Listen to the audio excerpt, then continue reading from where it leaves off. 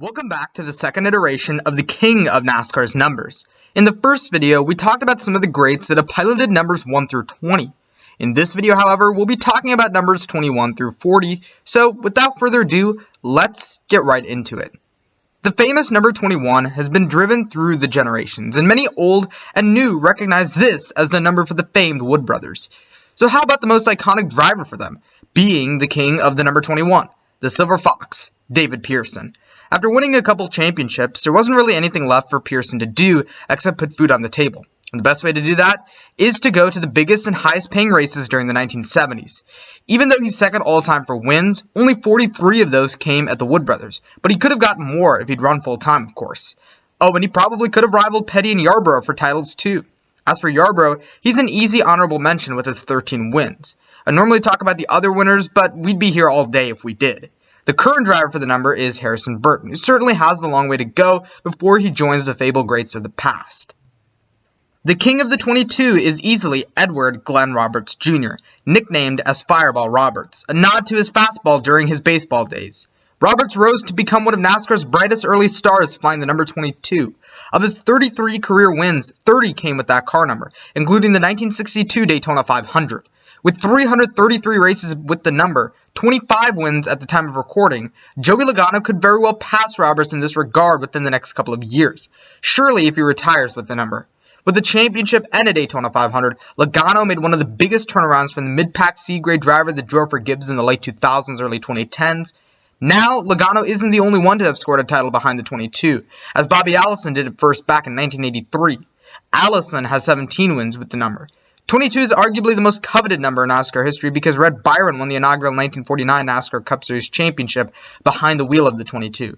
The only 2 wins of his career came that year. Chuck Stevenson was the next to win in the number in 1956, and Dick Brooks backed that up in 1973 shortly after Fireball. Ward Burton is another honorable mention with the number, having won the 2002 Daytona 500, and Kurt Busch briefly drove the number in 2011 to 2 wins. Only 3 drivers have won with the number 23. In 1951, Frank Mundy drove the number for 24 races, ultimately getting 2 wins, 8 top 5s, and 11 top 10s. But that year would be the only year Mundy ever achieved any notoriety. Al Keller, an IndyCar/F1 driver, later took it to victory lane in NASCAR 3 years later. And then the 23 wouldn't see victory lane until 2021, when Bubba Wallace bested the field to rocket to the lead to score 23XI's first win in the sport at Talladega. Now, do we even need to dispute who the king of the 24 is? My all-time favorite driver, Jeff Gordon, takes the cake here. 797 starts in the number, 93 wins, 325 top 5s, 475 top 10s, almost 25,000 laps led, and 81 poles. It's obviously no contest. Cecil Gordon, no affiliation, is another noteworthy driver who is praised for being one of the most consistent drivers of his time. The number of top 5s and top 10s proves this well. William Byron is the second winningest driver with the number, having just recently notched his 4th win a few months back, not only of his career but with the number. And we can't forget about Chase Elliott's time in the number, really only survived by the fact he sat on the pole for the Daytona 500 at the age of 20 in 2016. Speaking of Chase Elliott, he was the last driver to have piloted the 25 so far. But he was definitely not the best. That honor goes to Tim Richmond, who was one of NASCAR's most eccentric figures in the late 80s. The man was straight out of Hollywood. Had he not died the way he did, he probably would have been remembered in a more positive light, because his 9 wins, and especially that 1986 season, just oozes with talent. Ken Schrader replaced him, but only managed to squeak out 4 wins for Rick Hendrick.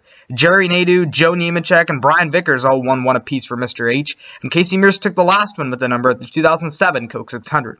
As for the 26th, that honor goes to Junior Johnson, a member of NASCAR's Hall of Fame inaugural class, who scored his 50 Premier Series wins in 5 different car numbers, but saved his final dozen victories for the number 26 in 1965, his next to last season behind the wheel. Johnson is also in the fight for king of the 27, with 13 wins to his credit, highlighted by a 1960 Daytona 500 win. Unfortunately, I'm going to have to give the honor to Rusty Wallace. Well, Wallace may have a closer connection with the number 2. A stint from 1986 to 1990 with Raymond Beadle's Blue Max number 27 team deserves some more recognition. Wallace posted 18 of his 55 career wins and marched to the 1989 championship in the number 27. The most recent winner with the number is none other than Paul Menard, who won the 2011 Brickyard 400, outsmarting the 2014. Currently, the 27 is in the arms of Team Hesburgh, powered by Room Brothers. Jack Villeneuve, 1995 Indianapolis 500 winner, as well as that year's IndyCar World Series champion and 1997 Formula One champion, has so far run the Daytona 500 for the team, finishing a very respectable 22nd. Loris Hezemans, a NASCAR Euro Series champion, ran COTA, finishing 34th with the number. Davey Allison is the rightful king of the 28. Yeah, Fred Lorenzen has more wins than Allison. Yes, they both won a Daytona 500, and yes, they're both Hall of Famers. But in many NASCAR fans' minds, the legacy of Davey Allison outlives that of Lorenzen's. Ask any NASCAR fan who comes to mind what they think of that number 28, and I reckon most would say Allison. Lorenzen's 25 wins are impressive and exceeds Allison's 19, but bear in mind that Lorenzen raced in an era where they raced nearly 60 races a season. If we take Lorenzen's best year in 1964 and tally up his wins, 8, and find the percentage of wins compared to races that year, we'll end up with 13%. Now, Davey's best year was 1992 in a 29-race schedule. Let's see how much 13% of 29 is. 3 or 4 wins compared to Davey's 5 that year. That ought to tell you the tale. Nonetheless, the most recent winner was Ricky Rudd, who got his 3rd win with the number, and the last of his career. Some other honorable mentions include Cale Yarborough, Bobby Allison, Ernie Irvin, Buddy Baker, Dan Gurney, and Dale Jarrett. After Rudd, 2003 truck champion Travis Kvapil attempted to make a name of himself with that number, to no avail. Most recently, Joey Gase piloted the number at Talladega last year to commemorate the Allison family. The first driver to win with the number 29 was Nelson Stacy, who is by no means a match for Dick Hutcherson's 13 wins, who himself is no match for Kevin Harvick's 23 wins. After the death of Dale Earnhardt, RCR took the lowest number available and inverted all the color schemes. Harvick later took the number to an emotional win at Atlanta.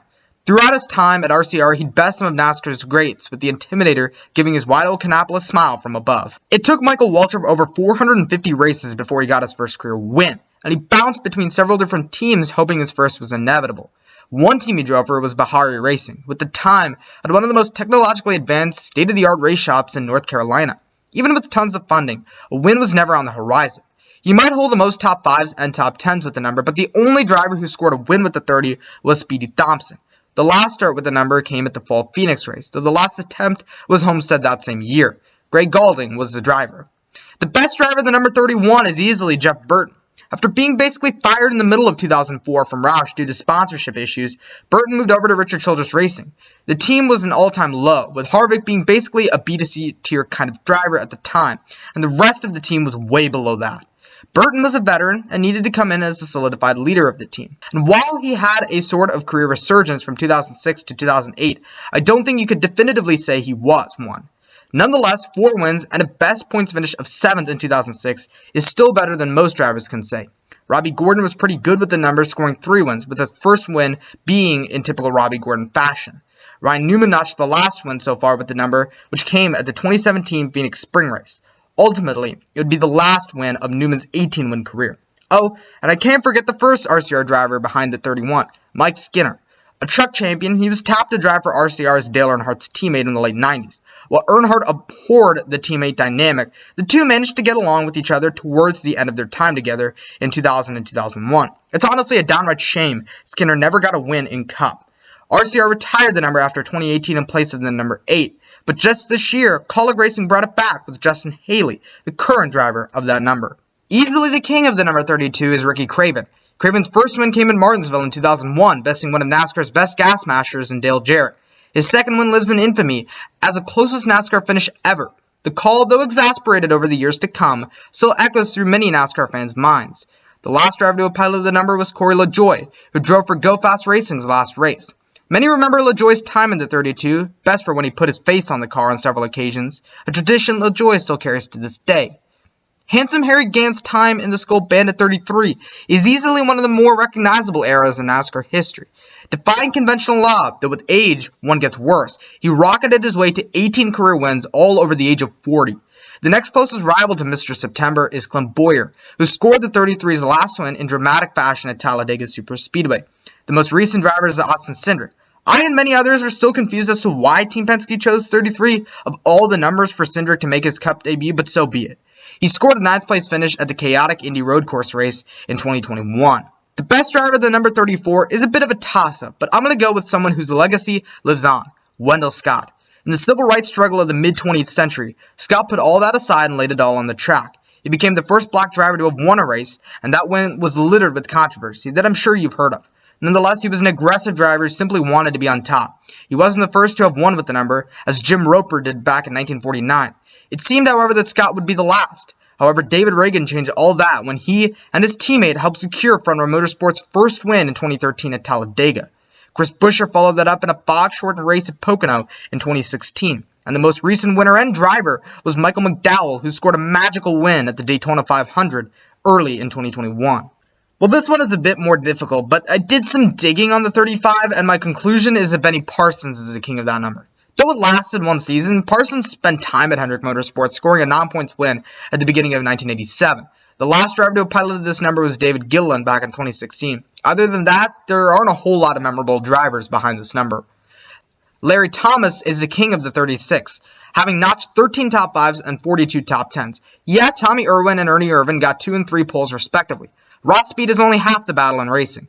Honestly, it could go to any one of these guys. Kenny Schrader also was a notable driver behind the 36, as is Matt Tifft in the eyes of recency. The most recent driver with the number is David Reagan, who scored a top 5 with this number during his tenure between 2020 and 2021. The 37 is another toss-up, and I'm going to give the honor to Chris Buescher, who again has more top 5s and top 10s. Sure, Bobby Isaac has a win, and sure, John Andretti has a pole. But in my book, you have to stick with a number longer than just a couple of races, no matter the achievements you've earned. Ryan Preece is the most recent driver of the number, though there isn't a whole lot to talk about here. The number honored to the king of the 38 goes to Elliott Sadler. With 2 wins, all coming in 2004, he did more than just flip at Talladega in the early 2000s. 12 top 5s and 40 top 10s showcase the sheer raw talent that Sadler had. Gwyn Stanley has 3 wins in the number, but considering he doesn't even have a Wikipedia page, I just can't put him here. The most recent driver to have piloted the number is Todd Gilliland, who has seemingly been an ace in qualifying so far this year. The number 38 is in the hands of Front Row Motorsports, and it's seemingly the ugly duckling in their fleet, having never scored a win for the team. Hopefully TG can change all that. As for the 39, you gotta go with Ryan Newman. Before Newman, nobody had ever won in the number, and if anyone was going to change that, it would be Newman. Tony Stewart gave Newman the choice on what number he wanted entering into 2009, and Newman decided to use his personal number, 39. While 2009 was a bit of a struggle in the wins column, he still managed to get 5 top 5s and 15 top 10s, placing him 9th and in the chase alongside teammate Tony Stewart. All that was missing was a win, which he got at 2010 at Phoenix, making history, as I previously alluded to. The following year, he took home a lobster, and in 2012, he took home a grandfather clock. He wrapped his time and the 39's time in the sport by winning the Brickyard 400 in 2013. As for the king of the number 40, you gotta go with the silver bullet, Sterling Marlin. After leaving Morgan McClure Racing at the end of 1997, Marlin defected to Team Sabco. His time there was rough, never winning, and only finishing as high as 13th. However, when Chip Ganassi entered the picture in 2001, Marlin exploded, finishing 3rd in the standings and scoring 2 wins. 2002 was even better. He finished 8th in the Daytona 500 and could have won it had he not gotten out of his car. He was sent to the back only to charge forward and finish 8th. At Rockingham, he finished 2nd and would lead the points for the next 24 weeks. In that time, he scored 2 wins. Little did we know that would be the final 2 wins of his career. After a vicious crash at Kansas in late 2002, Marlin sat out for the rest of the season, and what could have been a championship is now looked at as an 18th place finish in the points. Pete Hamilton was basically the same. He scored 3 wins in the 40 in 1970, only to win once in 1971 and never win again. Lenny Castle nearly took the 40 to victory lane at Talladega in late 2014, a finish no one seems to talk about. The most recent driver to have piloted the number is Jamie McMurray in 2019. He drove the number as a homage to when he substituted for Marlin that led him to scoring a win in just his 2nd start. He would finish 22nd. So there are a lot of numbers in NASCAR's history, and thus far we have talked about 40 of NASCAR's numbers and the best to have piloted them. But my opinions are my opinions, and they're obviously going to be different than your opinions, and that's the beauty of them. So let me know in the comment section below what your opinion is on who the best driver for these particular numbers are. And until next time, this has been the news. I'll see you.